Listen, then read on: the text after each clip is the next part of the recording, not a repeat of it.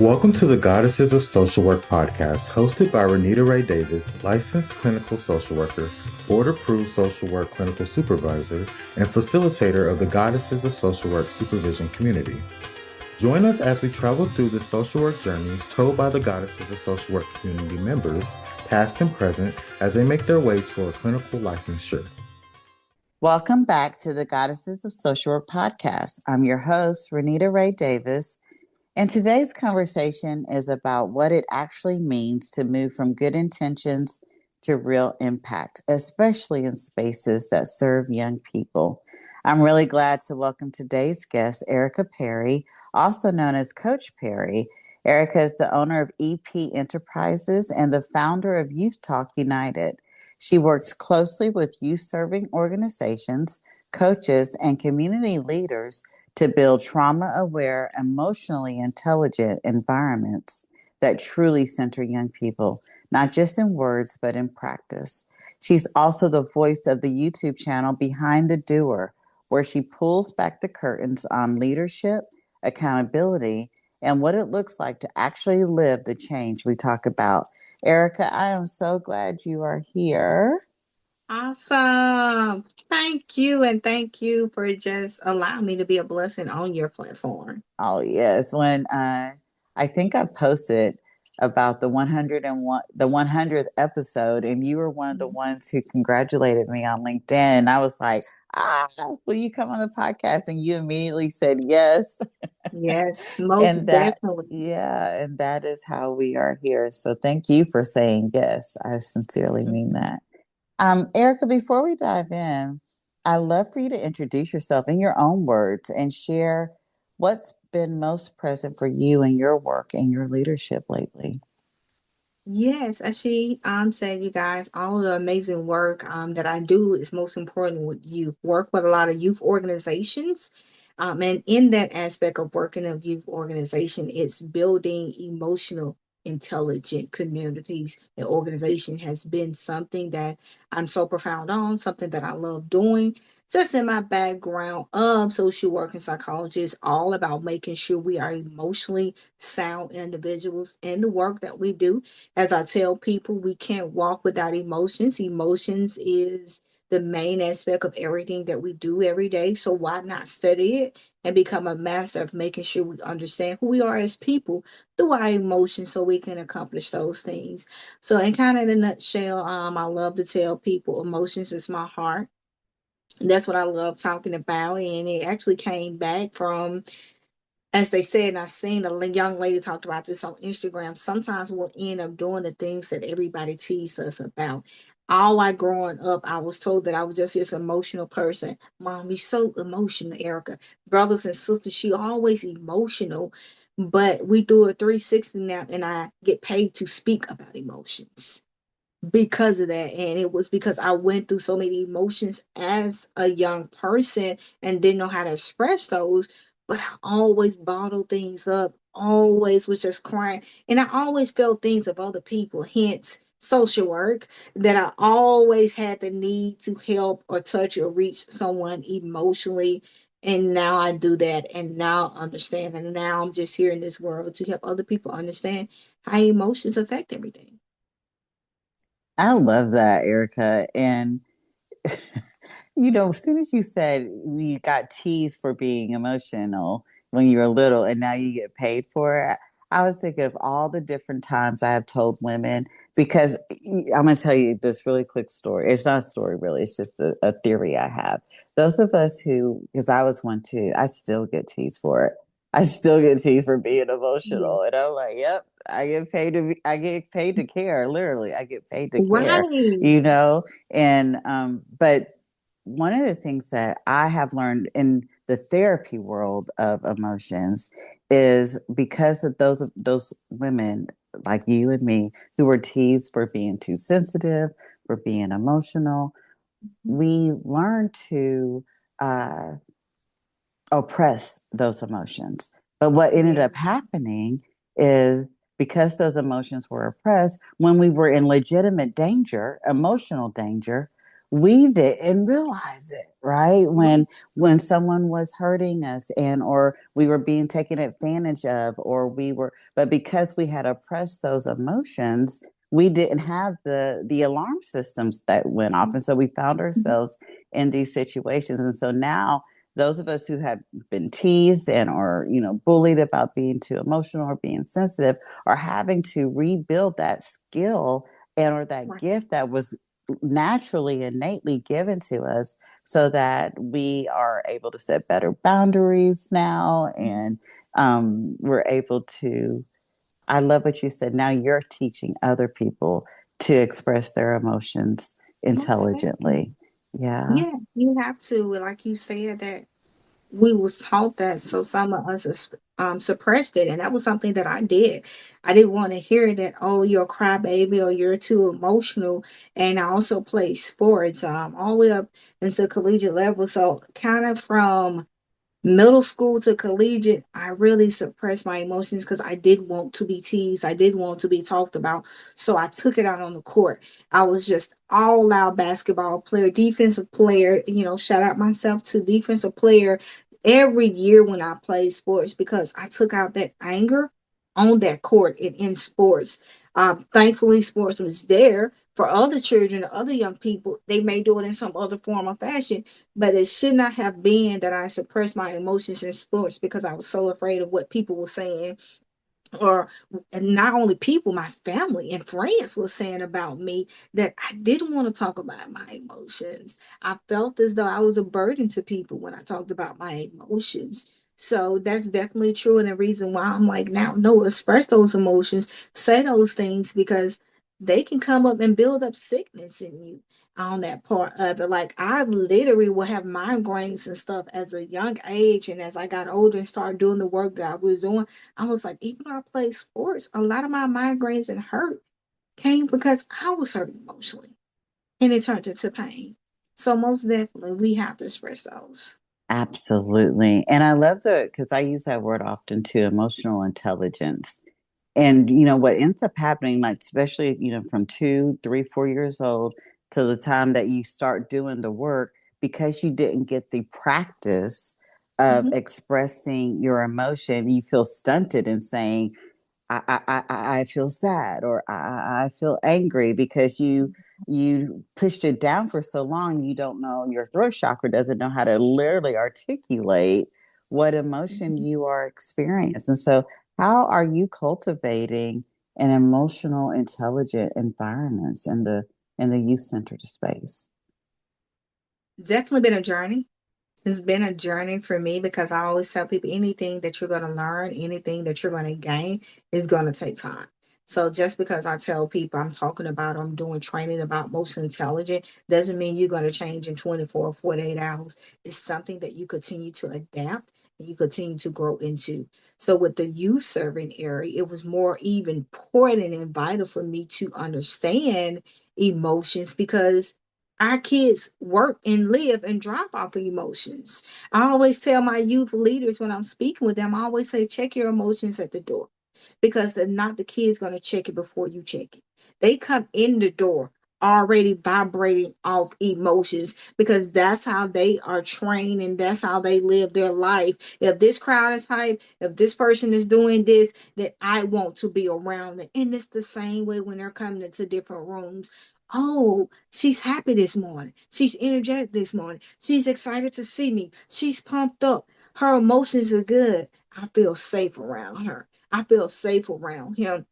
So that is something that I feel is so profound. And I also did research with a lot of youth, asking them what is one of the biggest things that help them feel safe and want to be a part of our environments. And they said knowing that one, a youth leader care, and also knowing that their emotions are in check, knowing that they are able to handle themselves. We know this generation, everything is funny, everything is wild, everything is crazy. So you got to have some sort of sense of humor or laughter, something that makes them say, okay, I can talk to them, or hey, I can go to that adult about that. So having emotions is a center of everything that we do, especially with youth.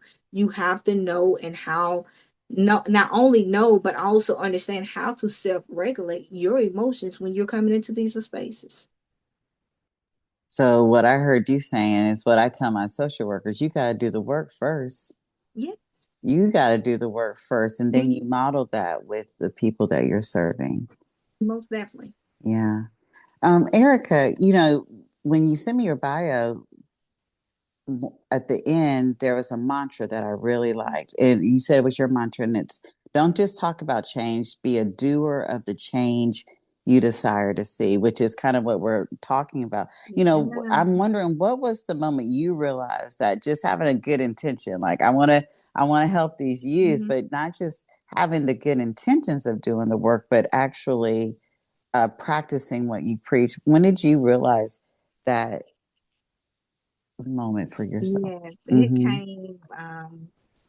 I would truly say about 4 years ago, right out there, a little bit after COVID and everything was going on. And this has actually shaped the work that I do now. Right after COVID was going, and I was working at an agency for over 10 and a half years that I devoted my time and my life to since I was an intern. And COVID hit, and things kind of went sour because COVID funds started going to different places from the people that I was working with, and I started questioning and I started asking about those, and then words started being backfired at me about questioning it. But I got into social work not just to help people, but to do the right thing. And doing the right thing mean I had to speak up. And me speaking up ended up meaning that I spoke up on a Monday, Wednesday I was fired. So I was let go from a job and with no other job security as COVID was going on. So I'm just going in my head like, Lord, what is this to do? I'm confused. I'm overwhelmed. This is all I've known these 10 and a half years. And not only all I know, but Lord, I'm doing your work. I'm doing your work. And you allowed me to get fired from my work that I was doing. So I struggled and I wrestled with that. Thankfully, I did have some savings and some things going on. So I was able to kind of stay afloat a little bit until then. And then it started getting into the depression and the overwhelmed moment. As they say, the helper needs help. I did have to start seeking a therapy and start seeing her. She was amazing, still amazing seeing her. And as I'm laying in the bed, that mantra came along with my trademark, which is talkers versus doers. And God says, stop just talking about the change you want to see and be a doer of the change. You going to continue to sit in this pity about what's going on, or you going to do something about it. And it was a light switch that went on. And from there, James 1 22 and 25 also came up too. Don't just be ye a hearer, be a doer of the word. So it's like if you going to hear all this going on and you not going to do something, you was in the fire with it. Now I got you out the fire. Now you need to do something about it. So everything that you touch and you do, you gotta do it. You gotta mirror that. You gotta be the doer of everything that you do and do it in the right way. So that's what that mantra came up. Don't just talk about change, be a doer of the change, because I went into an environment that I wanted to change. And even though when I became that doer, it allowed me, and I'm gonna say allowed me to get fired, I still did it and I was passionate about it. And everything I do now, I'm a door of a change. I'm coming in to change because I know it's my purpose and my passion. And the only way we can say that we successfully did the things that we want to do in life is by doing it. And God opened that door for me to be able to be that door. And it was hard back then, but I'm so thankful that it was a trial that I went over. As I always tell people, it was just something that I grew through to be able to help people in this time and in this space that I'm doing now. I had to grow through that 10 and a half years of overwhelming but great trauma that I'm here now.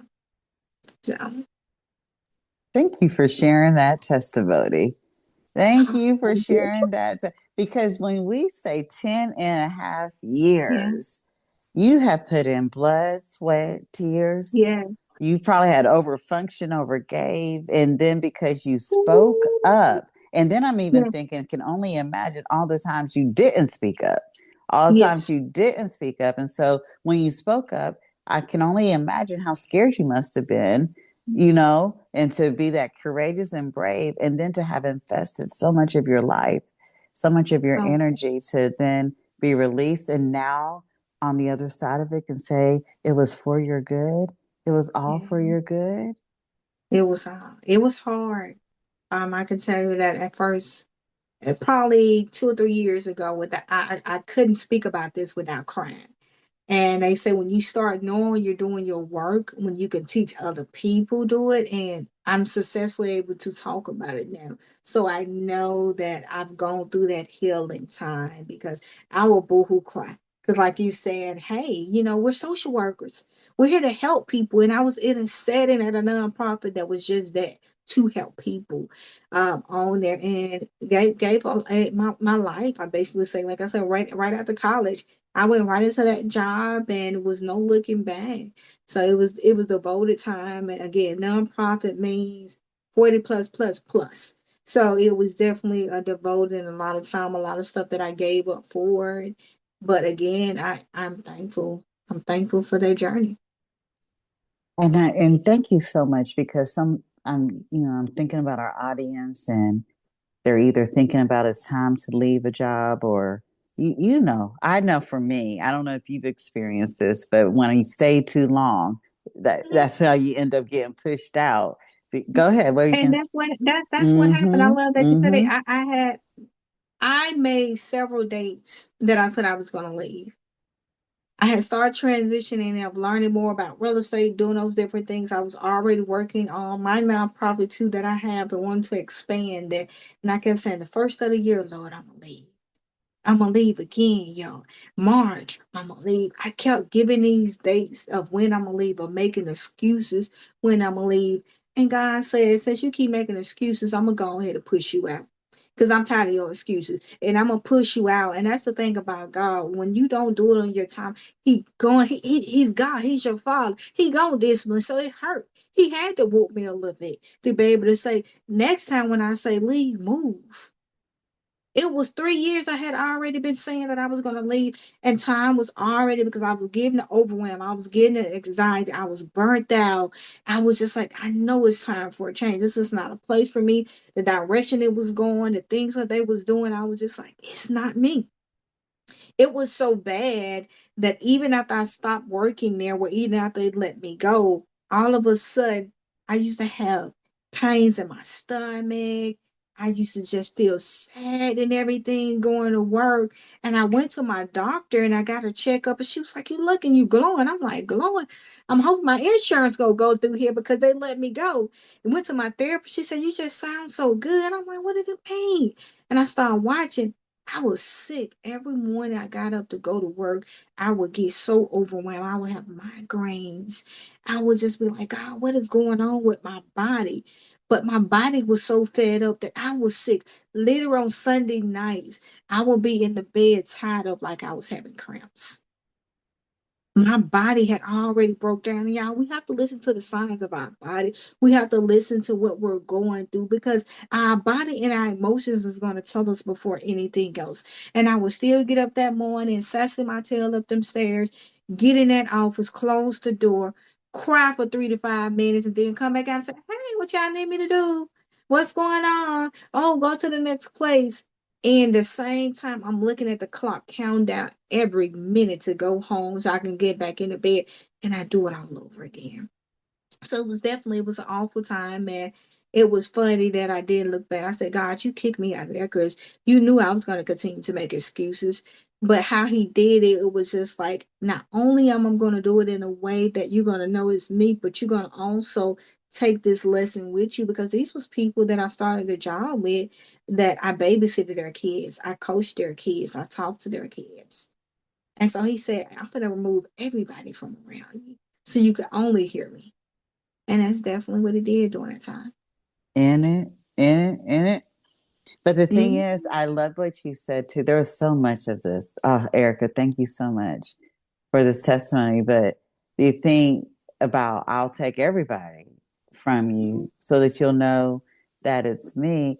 But people now see you, Coach Perry, on the other side of this, and they're like, "Oh, look at her. She's doing it. She's a social worker. She's a coach. She has her own whatever, right?"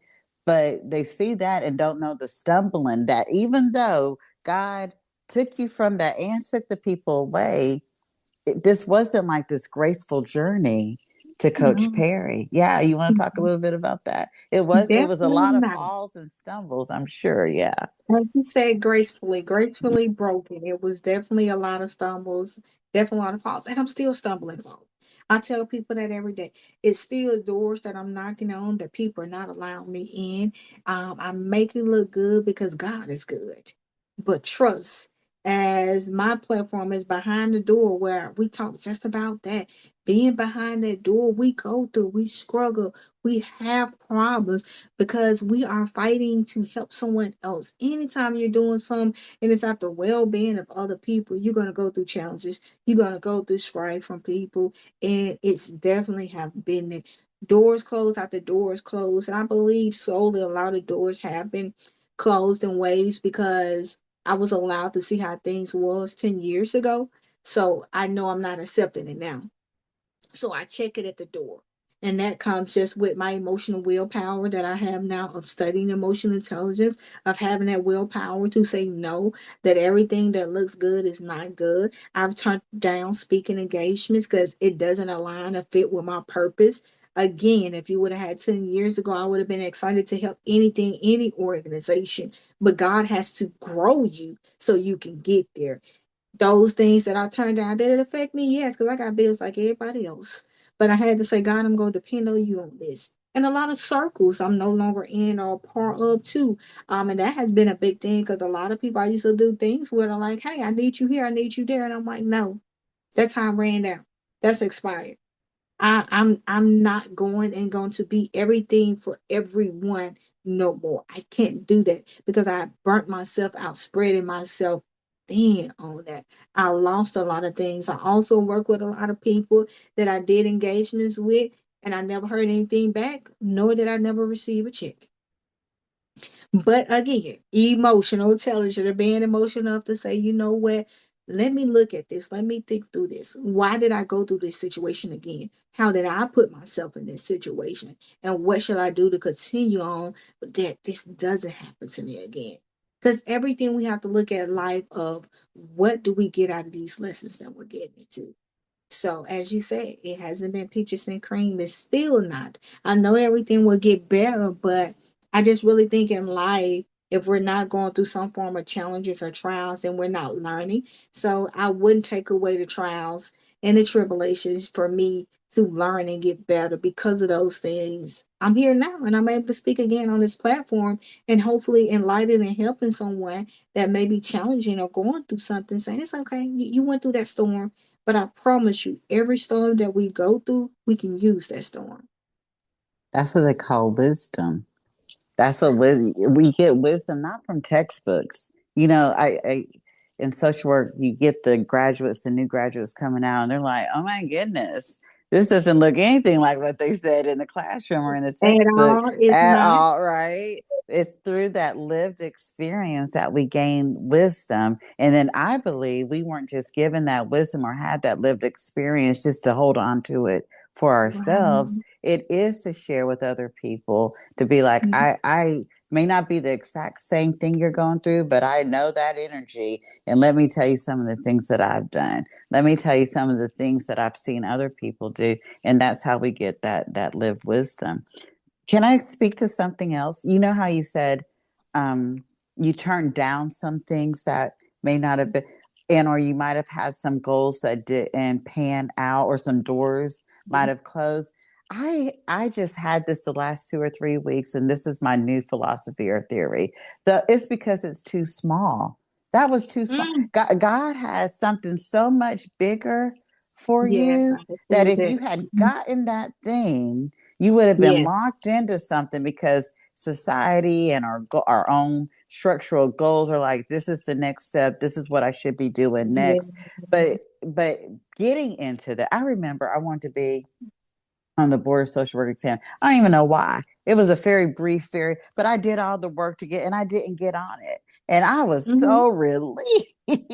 At the end, like my You know God, what I yeah, mean? Because I would have then been seen as a certain type of social worker who had to say certain types of things, because I'm now representing this organization or agency. I'm so grateful that I didn't get accepted to that thing, because what God had for me is so, the voice, the platform, is so much bigger than Alabama. So You know much what I mean? better. So much Yeah. bigger than just the social workers in Alabama or the people in Mhm. Alabama. And so to me, I'm like, yeah, doors are being shut and our plans didn't pan out. And it may look like I'm doing it really good over here, but Mhm. it is because that thing was too small, and God says, I have something bigger for you.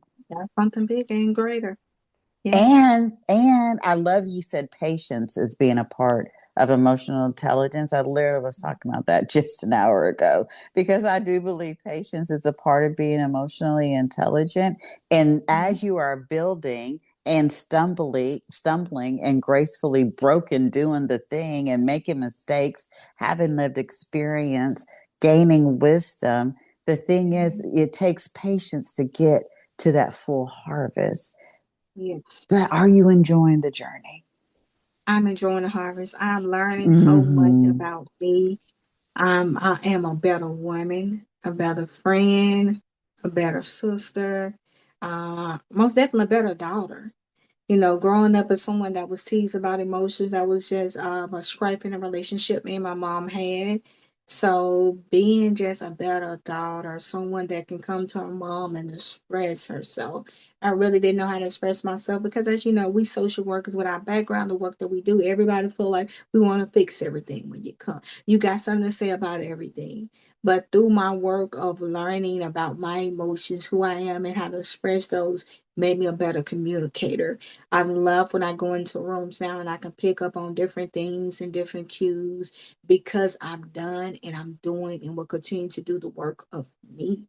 So it makes the journey even much greater. Some rooms when I go into, like you say, I'm so excited because I go in a room and I know they asking me to do something. But when I get in a room, I already know this not for you. I thank you for being in this room. I thank you for the networking and the connections. But I can go ahead and say no. And I can say no strong and boldly when I leave out that room because I've been doing the hardest work on me. And that just feels so good when I can go in a room and say, okay, because sometimes we get in the shell when we go in different rooms and places and we kind of put ourselves in there and say what we have to do, or we're confined in it, or I gotta be a part of this, or it gonna hurt me if I'm not. No, I've done the work on me. I'm doing the work on me. I'm okay if it doesn't work. I know this is not for me, and it feels so good.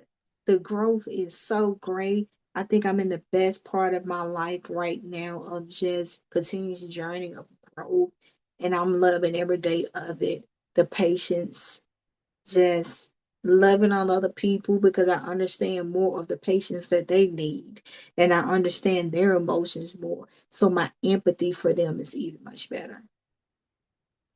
It's the patience and the trust that it was all for Mhm. your good. Because that thing that you used to cry about just 2 years ago, and now you can see on the other side of it that it was all for your good. Now that you're going through this other thing, like, oh, I thought this was going to pan out or this was going to happen. Mhm. You can, because you had this lived experience, that was always all for your good. That's all you keep telling yourself. I'm patient and I trust because I know this is all for my good. Yes, ma'am. I love it. I want to hear more about your YouTube channel, Behind the Doer. Can you tell me Yeah. why you started it and what's this all about? Oh, yes. Just as we talked about when I got that mantra and epiphany of being a doer to change that you want to see. And a lot of us in the work that we do, we are definitely doers. We do what we do and we do it well. But behind that door, we have pain, we have that anxiety, we have that depression, we have that overwhelm, and nobody talks about that. And I wanted to build up a platform where people are able to come and be able to say, oh, me too. I'm going through that too. I experienced that. I lived that. Me too. Oh, I was laid off. Me too. I got rejected from this. Me too. Because sometimes we have to and we need that relatability. A lot of people are struggling because they feel like it's just them. in the small time the Lord has blessed me with and the things I've been to, everything, like I said, we go through is to grow through and to help somebody else. It's not for us. So we all are going through something. So that was my thing, to make a platform as I continue to work on this platform, to allow people in youth serving leadership as well as sports to be able to just come on and talk about the real. Yes, I love my job, but I'm tired. Yes, I love my job, but these kids wear me out. Yes, I love my job, but the parents are overwhelming. Yes, I love my job, but sometimes I don't even want to get up and go into doing. Yes, I love what God doing, but I'm tired. I'm really tired and I need somebody else to talk to. Because I'm at the verge of saying, I don't even want to do this anymore. And that was kind of something when I coach. I also coach for over 10 plus years too as well. And I got burnt out. I got overwhelmed and I quit coaching. Again, because of my past experience, it did affect me too, because it was a little around the same time I got laid off. But that live experience allowed me to help other coaches as I mentor other young women and coaches going through this channel and this cycle of having boundaries. I didn't have a lot of boundaries when I was a young coach. So a lot of things went done that should not have with parents and all those. But I was overwhelmed and I didn't talk about it. So now I have a platform where coaches can say, yes, I'm tired of the parents calling me. Yes, I want more for the kids. Yes, it's more than just winning championships. What about saving the lives of these babies? So again, behind the door is just for that, for us to really talk about what's really going on, to relieve that stress, but also bring people come on and they just talk about what are some things youth leaders can do to help with their wellness as well, because it's good to talk about it and get it out, but what's next? And that's why I have leaders to come on too, and I'm working on more of that coming into the new year of having people to really come on and speak and pour into those leaders, because as we know, economy and just society is really heavy focus on the young adults. But what about the leaders that's leading these young adults? We have to make sure we have well leaders to be able to have well youth. Absolutely, absolutely. And you know, I love sports. Well, I'll say I love the NFL. And we are Okay. and we are currently in football season. Anybody who knows me knows that Monday, Thursday, and Sunday nights are my Oh, football time. Yes, I watch. It okay. doesn't matter what team, I'm going to be watching it. But you know, one of the things that I think about all the time, because obviously, I've been a social worker for over 2 decades.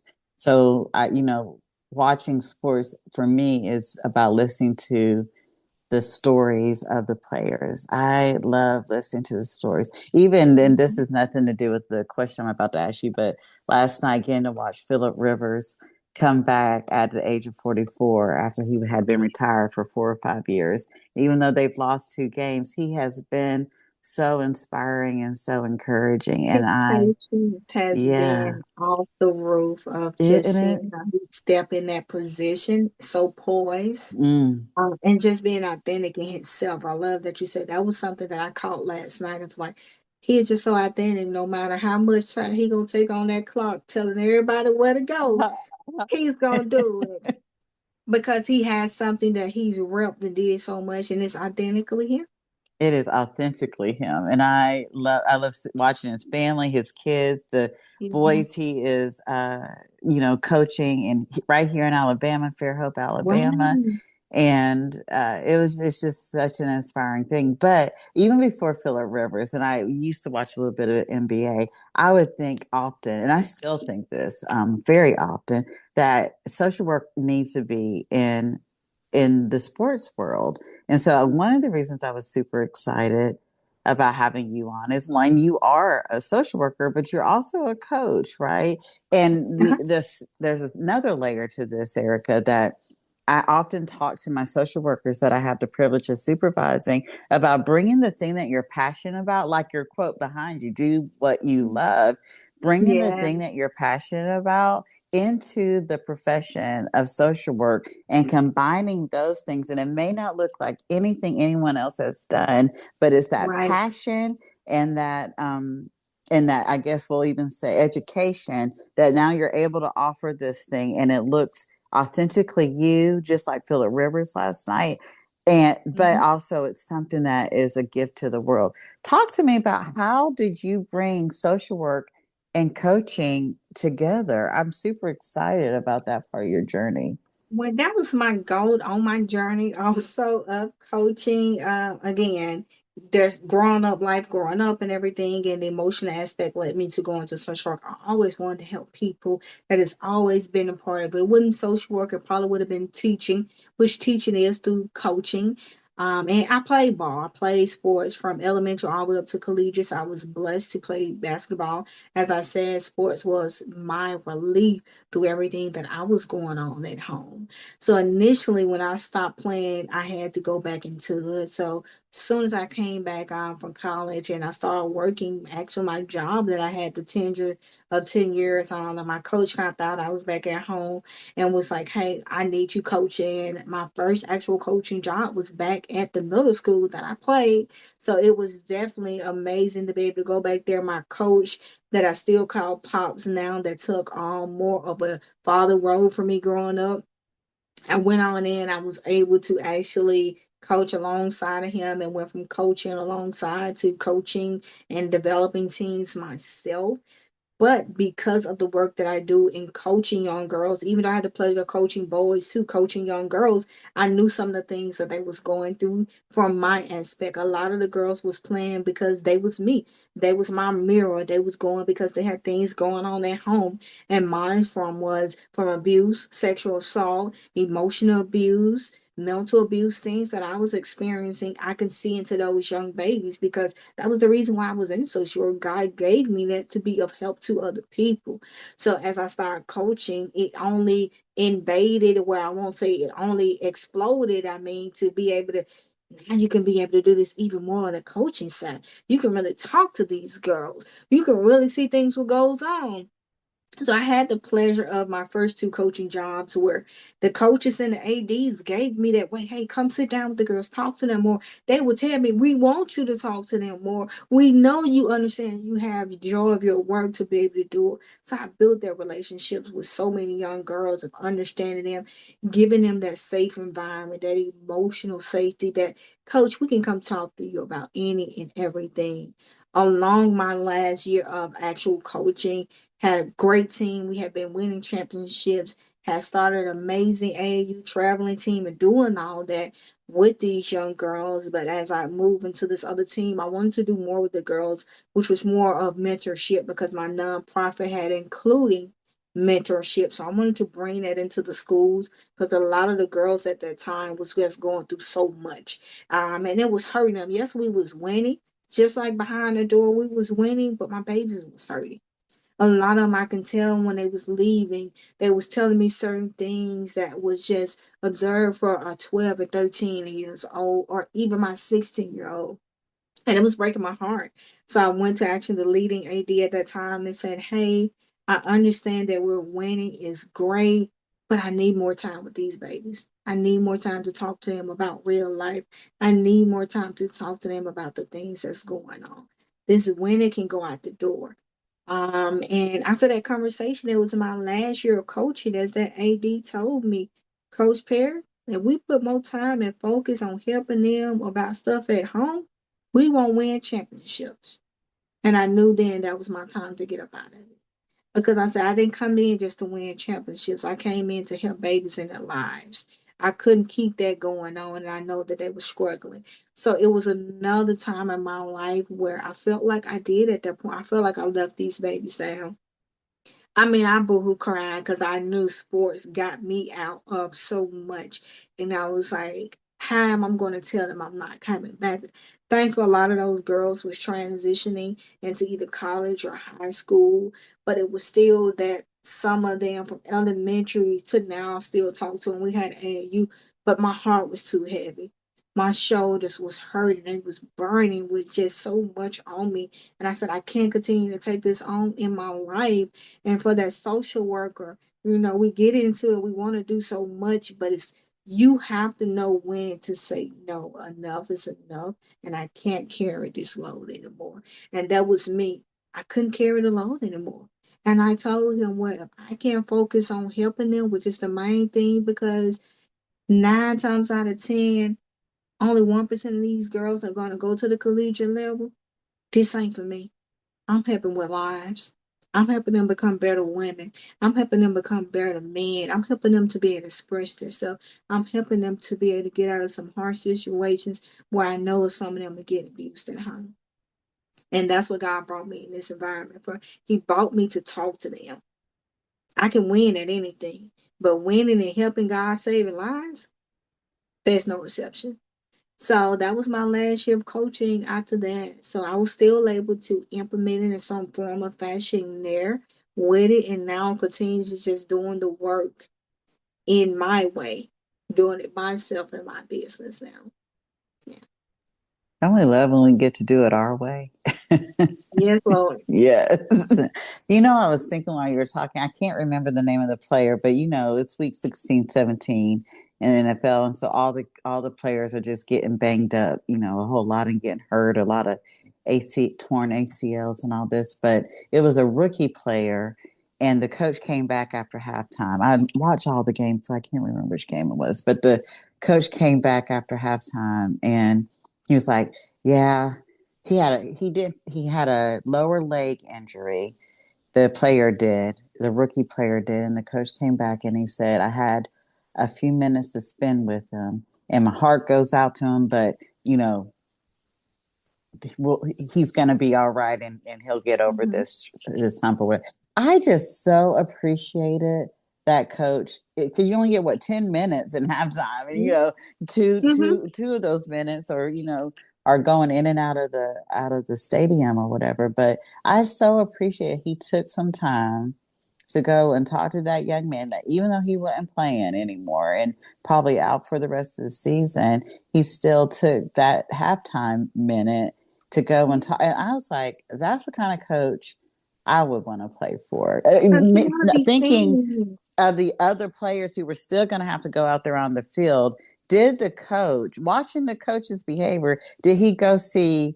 Because I could be just like him in the next play, hurt and not able. But does the coach really care about me, or does he just care about the win? The win, or do he really value me? Do he really Mm-hmm. see me and want to Mm-hmm. know that I'm loved? Yeah. Like, and that was with me from every player from the 1 to the 12 or the 14 I had on my team. Every one of my babies, every one of those girls knew that they was loved, and I seen them, I value them, and I know they always know. And I told them, you're important. I don't mind if your Mm-hmm. clapping is important. You showing up is important. You being here is important. So each and every one of them, I would have some of my parents where they be like, Coach Perry, I know my baby can't play, but she be so happy. She's so happy to be a part of this because you just make her feel so good. She be so excited when she come here and practice. When we would travel, they be like, Coach, I don't want to spend all my money because I know this girl ain't gonna get in the game. But she's in a positive environment. She enjoy you, and she's got discipline being around you. And I'm like, yeah, because no, she's gonna get in. I don't care if it's 2 or 3 minutes. Every last one of them is valued because they value me to be able to come here and be a part of this environment. So I'm gonna value you, no matter Um, how old or young you are. I value you. or how good a player you are. Yeah. Exactly. Yeah, you're not the best player on the team is just as important as the as Yes, the it's very important. yeah, as the one who's clapping on the bench. I think the Yes. one clapping on because I'm the clapper on the bench, and I'm the Mhm. one encouraging you and cheering you I, on. Yeah, somebody got to keep us hype and keep us going and dapping up, and that was the yes, thing. We had those. I would tell them, hey, you're gonna be a great player on the bench or a great player off the bench. So whichever one of them, choose yours and choose a be the ride and be the best. best. Yes, Yes, yes, be the best. I'm gonna be the best cheerleader. I promise you yes. that. I'm staying a long time on this, but I do really seriously have a visual of social work in the sports industry. Can Mhm. you see that, or and in what way could you see Oh, that? most definitely. Social Mm-hmm. work, and that's where my skills came at. My Yeah. skills of social work are just being able to identify and being aware of things that, my youth was going through started in those schools and sports because I was able to look at how they showed up to practice, how they showed up to the game, how they expressed themselves in the game. So sports social work is definitely needed of having that confidence and someone that you can talk to and you can express your emotions with about the challenging things that you're going through. And most important, we really gonna say at least 40 to 50% of our student athletes are playing sports, as I said earlier, because they're getting out of certain lifestyle, things that are going on at home. Some of them are not eating because you got amazing coaches like myself and others that we made sure we had weekend practice. We're gonna have food because a lot of those babies, they're not in school, so they're not eating. So that social work is so valuable to be able to be positioned in these schools to say, okay, what's going on at home? How are you feeling? Are you going home and then you actually getting a good shower at home and doing those things?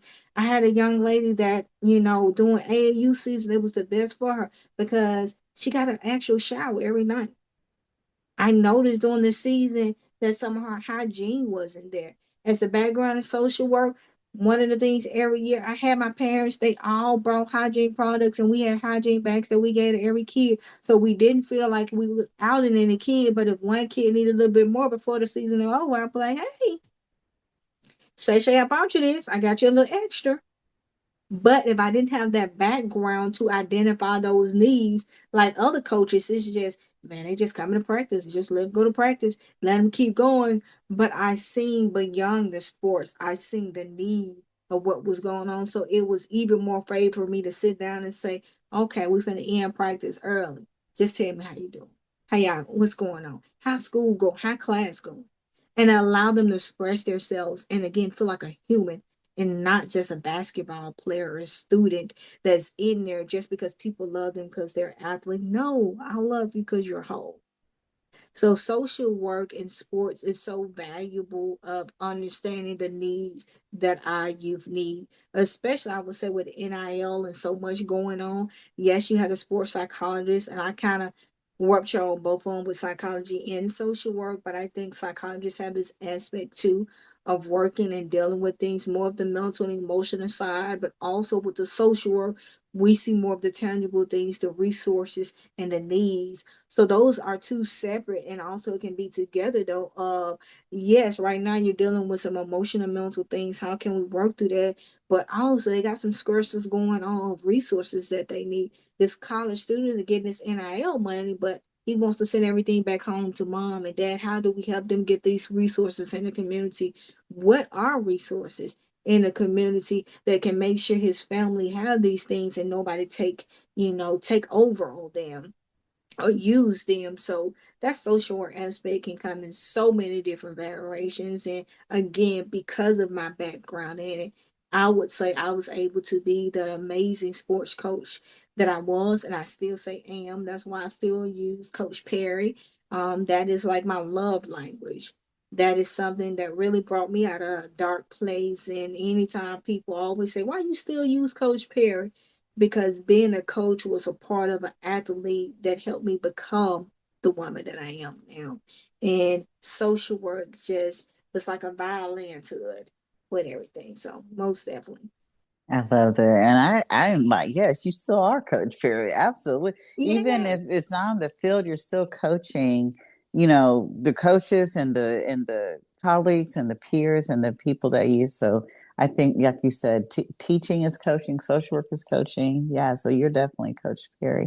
I have a Yeah. question though, especially when you're talking about, getting yourself out of hard times after the 10-year, it sounds like coaching and the job both kind of just, it was like you had a huge tower moment. The Babel Yeah. Tower just fell down all around you, and now you've rebuilt. And what I'm hearing is that you have to collaborate with a lot, with with your YouTube channel and the nonprofit that you're having to collaborate with other agencies and organizations.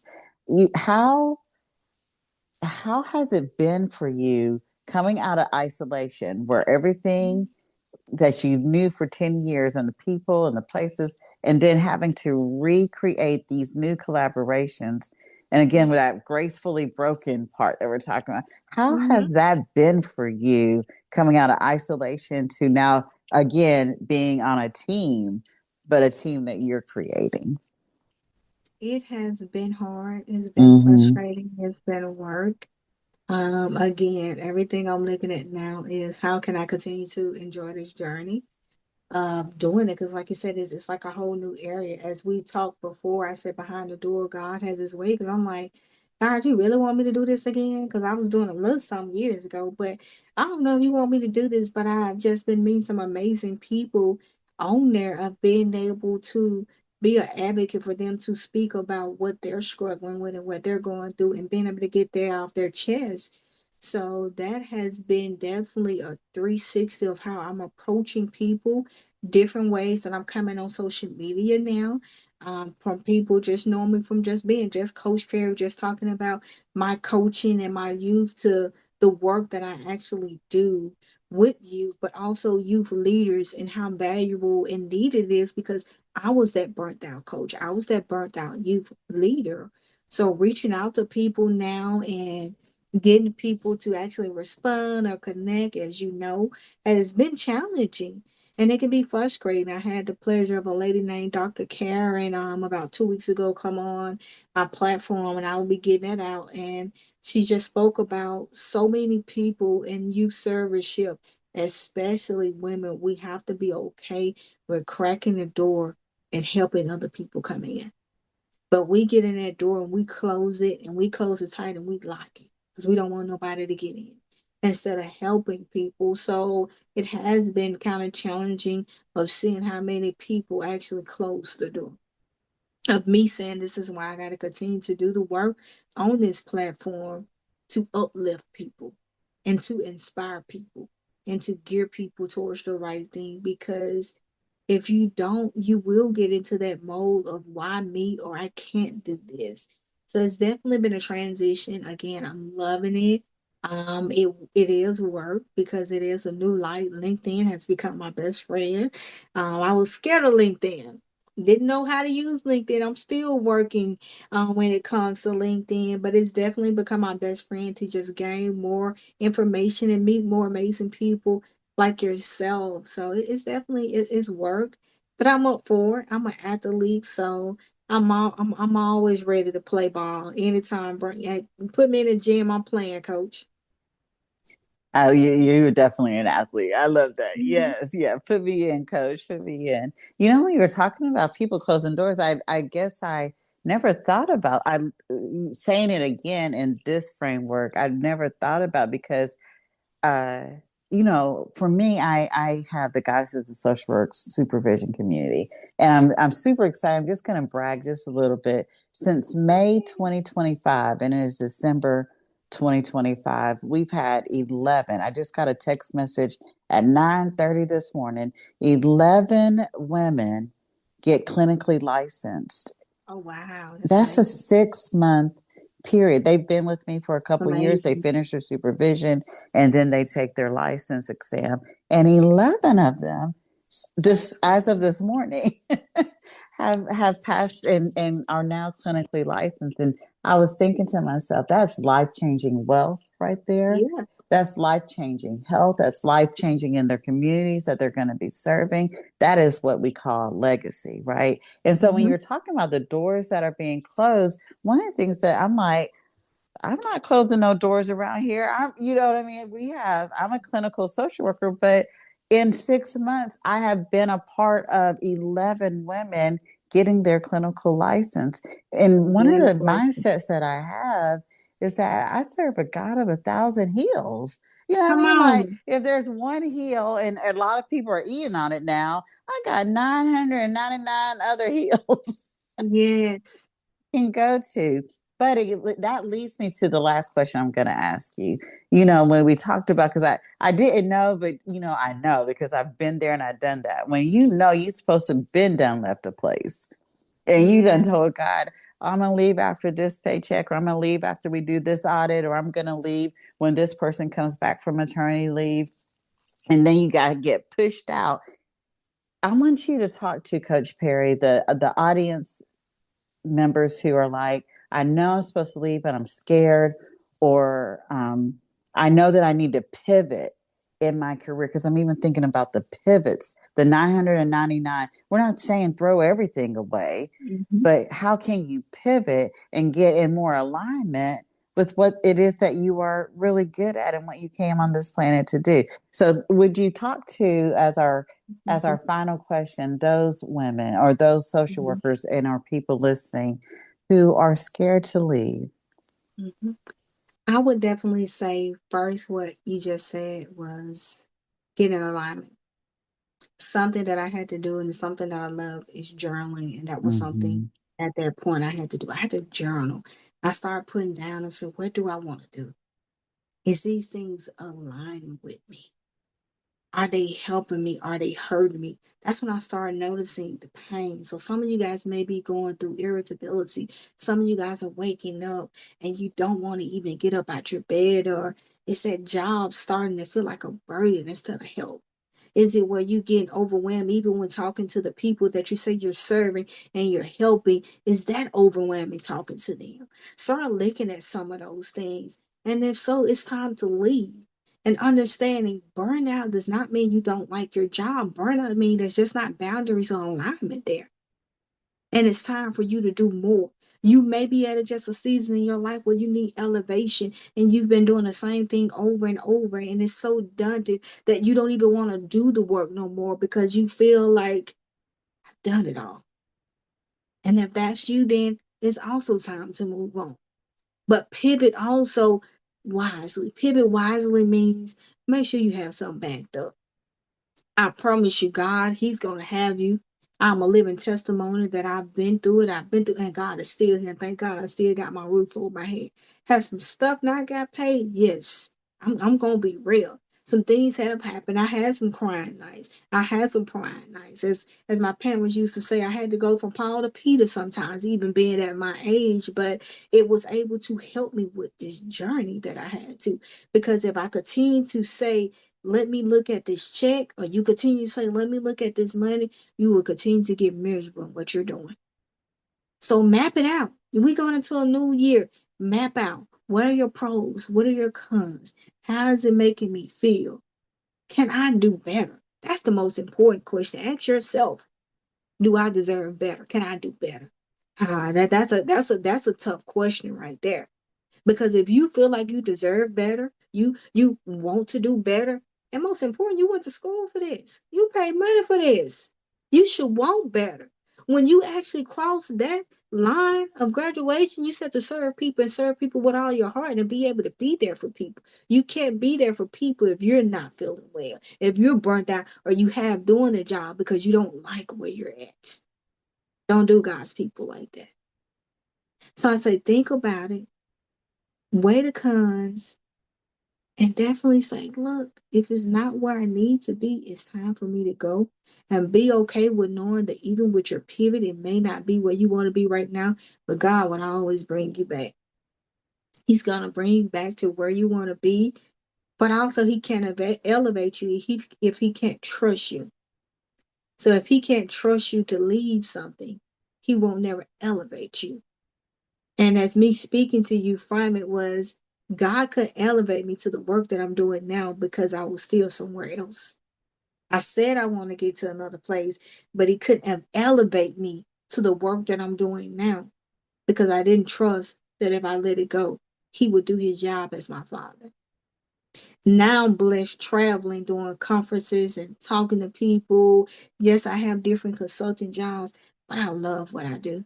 I love what I do. Am I getting paid the money that I'm supposed to? Not yet, but due season is coming. God already told me that it's coming. It's right around the corner. So I'm so excited because I've already put my harvest in. So put your harvest in now. It gonna be some times where you gotta plant those seeds and you gotta do all those and water them with your tears, but due season is there. But you got to have that faith to be able to say, it's time for me to pivot. It's time for me to let this go. So I hope this helped in some form or fashion. I probably went out long around the way, but I hope it's a blessing to someone. It absolutely is. It was a blessing to me. I want to just say one last little thing too before we go. One of my clients said this to me and it really just hit home. She said, Renita, you're worth the effort. And it was Mm, about, I don't remember what it was about, but it was the effort that it's going to take for you to transition or to pivot. that whole week I just kept telling myself if I had to put a little bit of effort into something, I was like, Renita, you're worth the effort. You're worth Yes. the effort. You're worth the effort. And I just want to, Mhm. you're worth it. I just wanted to make sure our audience members know that they are absolutely worth the effort, Yes. that effort that they have to put in to make that change or that pivot. Yeah. Yeah.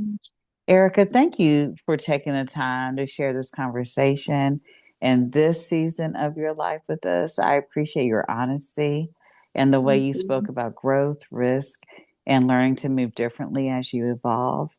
Today's conversation was a reminder that the work always starts with the person behind it. And we're going to make sure Behind the Doer YouTube link is in your podcast description so that people can Yes. subscribe, can watch, and can get elevated and motivated. I'm so inspired after talking to you. So yes, Thank we're gonna make sure you. that link is in that podcast description. But for the listeners, thank you guys for listening. This has been the Goddesses of Social Work podcast. I have been your host, Renita Ray Davis, and we'll talk again soon. Thank you for listening to today's episode of the Goddesses of Social Work podcast. We are glad you were here. If you like this episode, please come back to hear more stories of the journeys through social work, and please leave us a review on Apple or Spotify. See you next time here on the Goddesses of Social Work podcast.